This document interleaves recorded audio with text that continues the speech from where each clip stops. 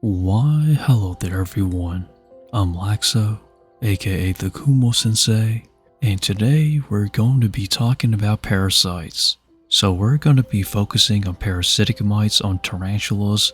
So this footage here is during the unboxing of my inventory for my spider shop, and you're going to notice that I do have it in a clear container, and this is just so I can see the underside, the legs, and the body, just to get a general visual of how many parasites are on this little one. And of the entire bunch, this one and another one were the only two that had parasites, but one of them only had one or two, which isn't a big deal. But this one here had a mild case of it. I guesstimate and counted around 20 plus, which in my book, I consider that to be more of a mild case. So the first thing you really want to do in this case is to quarantine your tarantula. Basically, you want to keep it in a enclosure that is very bare and very minimal. This is so you don't give the mites anything ideal to reproduce on. So we're just going to keep this on plain coconut fiber and a water dish. And you're going to notice that I did spritz the substrate a little bit of water, but ideally you do want to keep the substrate bone dry, with only the water dish being the water source, just so your tarantula can drink in case it's thirsty.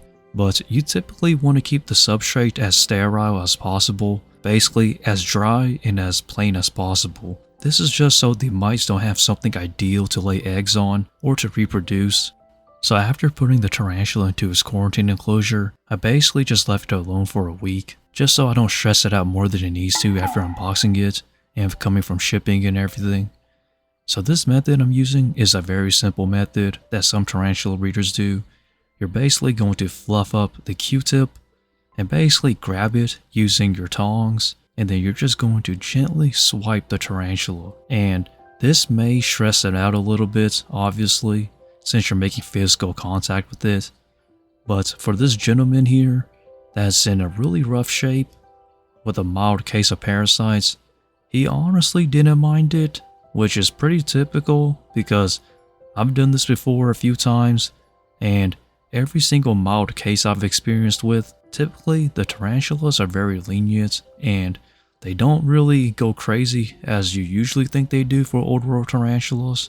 So for me personally, I typically do this after I feed a tarantula, so you're going to notice that every single time I'm cleaning off parasites with a Q-tip is usually during a feeding, and that's really the best time to do it actually. I know a lot of people want to immediately remove parasites the moment they see it, but the first thing you really have to do is to settle your tarantula down into its quarantine enclosure. You may have noticed that on day one, I didn't really take any immediate action in terms of trying to remove the parasites immediately, and the reason why is because you don't want to stress out your tarantula more than it needs to. So give it a minimum of 2 to 3 days to settle in before you start to attempt to try to remove the parasites. As for me, I typically give them about a week to settle in before I start removing, just so they can become fully established into the quarantine enclosure. And you're going to notice that some of the parasites are going to fall off the tarantula, and this may happen while it's moving or while you're cleaning it off. And if you do see them on the substrate, just grab them out, use your tongs, or use the Q-tip, and then you're going to rinse and repeat this process. And it's very straightforward and not that difficult. And for some reason, people do get these confused with grain mites or springtails at times. So when it comes to springtails, they're basically longer bodied and more of like an ovalish rectangle shape, so they're basically more easier to identify. Grain mites, however, are more similar looking to these parasites here, but the difference is that grain mites are much smaller, they produce a lot faster, and while they're not harmful, they're more of annoying. But the one key difference is that grain mites can actually climb plastic, glass, and basically your enclosure. These parasites here cannot climb at all, so these parasites here will be on your substrate, crawling around, but they will not climb out because they can't climb smooth surfaces. So glass, acrylic, plastic, they pretty much can't climb out of it. And a lot of people may get worried or may get confused if they have parasites or not, but the majority of the times, you just have grain mites and springtails, which are harmless to your tarantula. And it's pretty obvious if you have parasites, because parasites will always latch onto your tarantula. But if you see some grain mites or some springtails in your enclosure, those are harmless because they typically just crawl around your enclosure and just kind of hang out there. So they're not really a problem. They can become kind of annoying sometimes, but they're not going to feed off your tarantula. However, if you see them latch on to your tarantula, especially at its joints, then those are parasites. But coming back into the topic of this male tarantula here.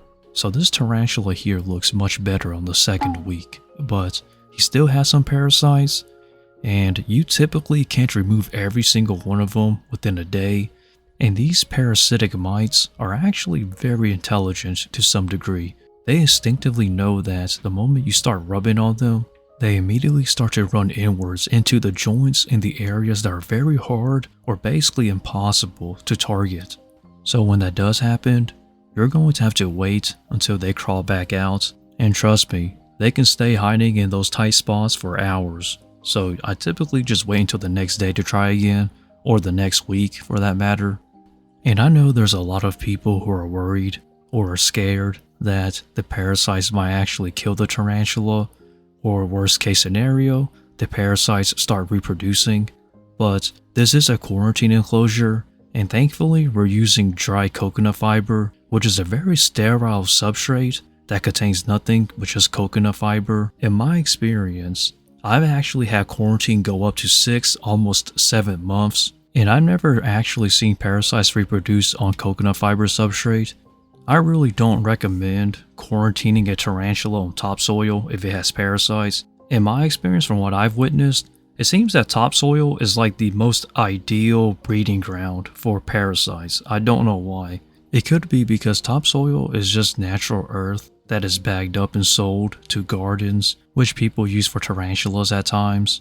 I'm not saying that topsoil is bad, but it's just not what I would recommend if you're trying to quarantine a tarantula that has parasites. And please also do understand that there are different types of parasites out there. These here are parasitic mites. There are some parasitic nematodes, and those are pretty annoying, and other various kinds of parasites. Each parasite has a different method or different methods as to how they're dealt with. These parasitic mites here are just one way I deal with them. So parasitic mites like this one that you're seeing in this video is relatively the most common parasites you'll see if you ever run into parasites. Second being nematodes. Nematodes are basically white worm parasites that attach into the mouth areas of the tarantula and spider. The majority of parasites, if not all of them, are from wild-caught specimens from the wild or wild-caught imports, and in this case, this guy is probably one of them. And thankfully, the clip you're seeing now is basically the last week of him having parasites directly on him. So this guy is essentially parasite-free, but after I remove these parasites, I'm going to give him about maybe 2 weeks just to see if there's any more parasites on him, just to be safe. And then I'm going to do a complete 100% clean out. So I'm going to give him a new quarantine enclosure, and then maybe give him another week and a half to see if any more parasites appear or not. And I'm pretty sure this guy's good to go. Now this guy does need a name, so whatever you want to name him, leave it down in the comments down below. I do plan on keeping this guy for now because I don't have any females, and I don't think anyone will buy a male of this species. So this tarantula is actually the only misidentified tarantula in the batch of everything I bought for my tarantula shop. So this guy is an Ornithoctonine species named Dep, and yeah, the only one that got misidentified and is a male, which honestly males of the species is actually really hard to come by. So a name will be appreciated. But essentially though, this guy is pretty much parasite free now. But he will be staying in quarantine for a bit longer just to be safe. And that is basically the entire process over the course of a month of removing these parasites. But if you enjoyed this video, please feel free to leave a like, comment, and subscribe to stick around. And also check out my social medias, such as my Instagram. And with that, stay lax, and Laxow out from the Kumo Sensei.